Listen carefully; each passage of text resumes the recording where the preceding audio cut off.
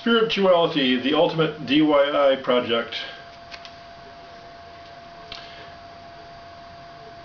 I've been kind of sparked by a couple of YouTubers that I follow and their travails, and also a little research on my own. This is really a follow-up to my Losing My Religion video. If you haven't watched that, perhaps you should watch that first. Not that it's that big a deal.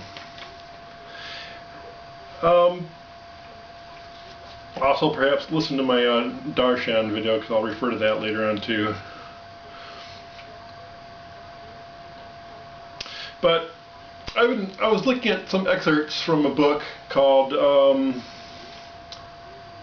Confessions of a God Seeker by Ford Johnson, and a book that was kind of an excerpt from a book that was an answer to that book, a little more sympathetic answer to that path. That and like I said, these other two YouTubers I've been following, I don't know, I just had some thoughts I was thinking about. I couldn't sleep this morning too well.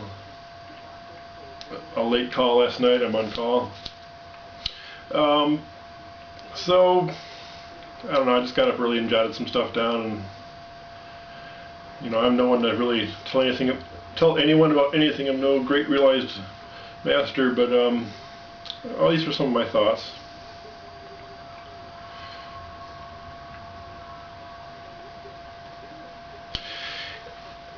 Any spiritual teacher can only teach you through the vessel he has, and ultimately he has to speak through his mind. He has to speak through his ego. And of course, I'm using he as a he or she throughout here. They can only give you a dimmed, flawed insight into spirituality. At best, they can spark your interest, point the way, and get you inspired to moving on it. But ultimately, they can only reach you via their ego. And I don't care how enlightened they are, how much they've experienced,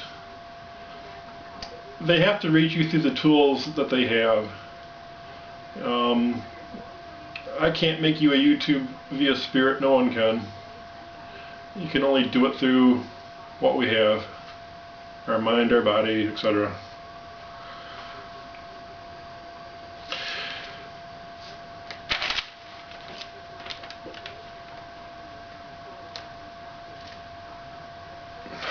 A religion and spiritual practice such as Buddhism can be enlightening, but only if you don't get too wrapped up in them.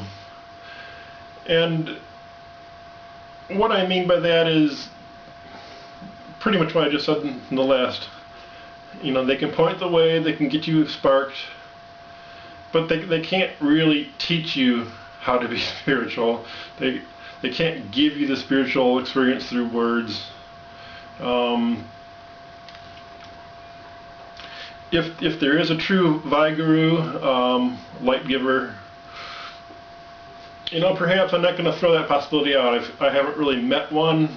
I've heard stories of them. I've had a brief experience. If you see my Darshan video, a very brief experience. So I know these people are out there.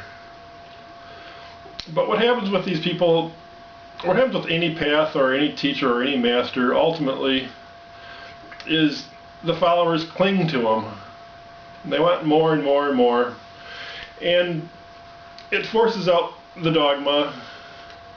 It forces out answers to questions that people should really answer for themselves.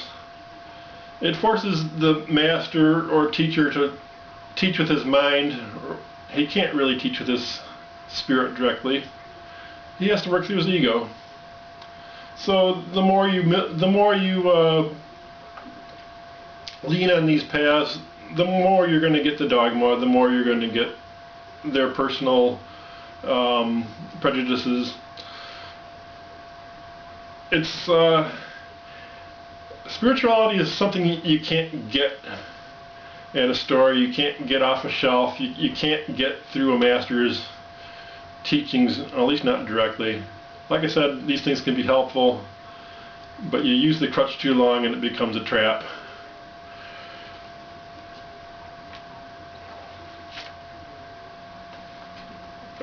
So don't get wrapped up in the trappings.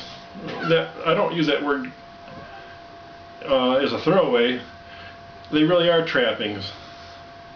In the long run, you get wrapped up in the bullshit. You lose the you lose the essence when you demand too much detail. And we all do this. You know, the only teachings I can see that really don't do this to some degree is a shamanic teaching. But how many of us are really daring enough to do that? Take the Flyamana and Mentia, or super big dose of whatever hallucinogen or whatever you're going to take, and have that near-death experience. Yeah, I've done a little bit of that. I had the near-death experience via a shaman and via my own brush with death through meningitis a number of years ago. And that experience works in one way, in that it frees you from your ego, at least temporarily. And once freed from the ego, you can kind of see it for yourself a little bit.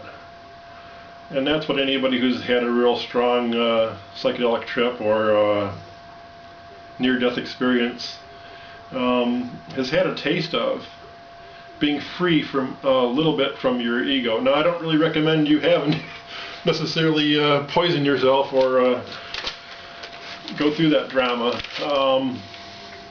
It'll probably happen to you if it needs to happen to you. Anyway, if you go chasing that, you're probably going to get trapped up in that as well. This world is nothing but a series of trappings and traps for the spirit. It's kind of our game to work around them and do what we will to see what we can.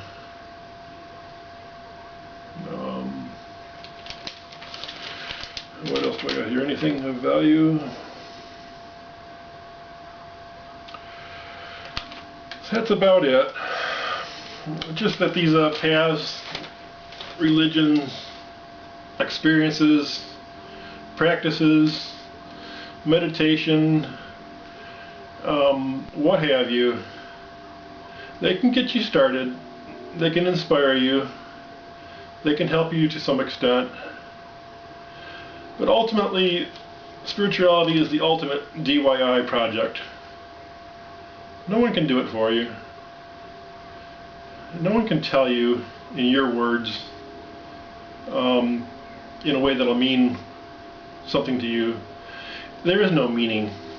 There is no thing, as a tuber was saying about out-of-body experiences. There is nothing out there, she was saying. There really is nothing. Spirit is nothing. You can't grab it, you can't hold it, you can't. You got to go to the well yourself. You got to look up the channel yourself. You got to look into spirit yourself with your own spiritual eyes and experience what you can.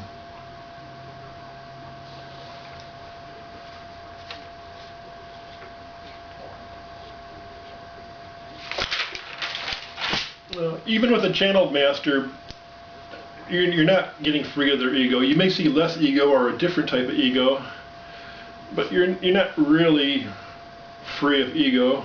There's some great insights there. They all kind of have a similar ring to them if you listen to a few different ones. Not to put anybody down, and certainly there's great insights to be had there. So I guess I'm saying use all these things as inspiration. Don't use them as a crutch. Don't get too wrapped up in them. Getting too wrapped up in any one path is a mistake, in my opinion. Getting too wrapped up, too one-pointed, thinking that with your own, letting your own ego convince you that you've found it. It's a trap. It's all traps. You know, in my humble opinion, we wouldn't be in this experience if we had the answers. We're here to have the experience, to have the insights, to have the tough knocks. No one can do your work for you. You really have to find it for yourself. Yes, love can help, but too much emotional attachment is just another trapping.